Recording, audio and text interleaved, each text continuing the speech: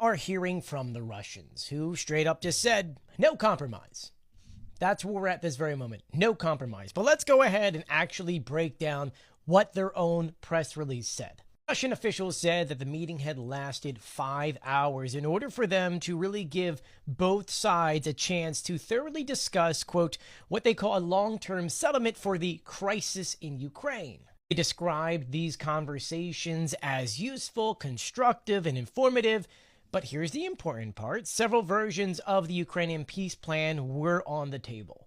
They said several. Russia says they actually received 5 different documents, including, they said it was a 27-point plan, not a 28-point plan, but still, it's probably the same proposal. They didn't discuss the exact wording of the documents, and speaking to reporters, they actually didn't even give anyone the key points that they were talking about, just that they were talking about them in general. The important thing of this meeting is the results, in which the Russian says there's still no compromise. They say that some American ideas do work for Russia's, others do not. The biggest thing, the whole territorial thing.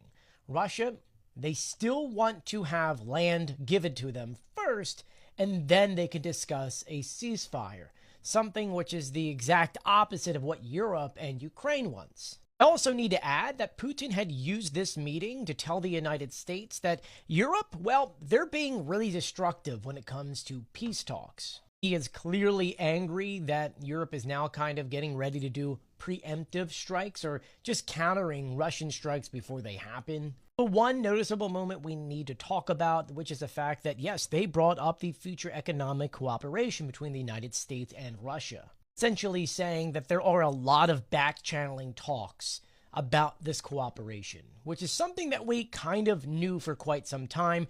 It only became public about a week and a half ago, and now Russia's just straight up recognizing it, saying, yeah, well, we are working on things on the back end. What does this mean moving forward? Well, after this meeting, it seems like we're not further apart from finally getting to some kind of peace, but we didn't get closer. We know that U.S. officials are going to be going back to the United States to tell Trump how things went.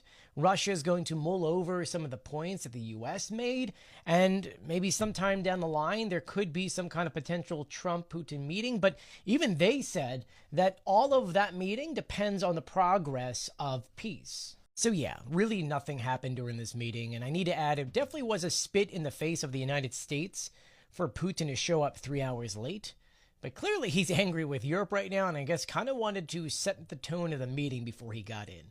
But let me know what you think about this in the comment section below. I'll be sure to keep you updated, so please do share my videos and follow me for more.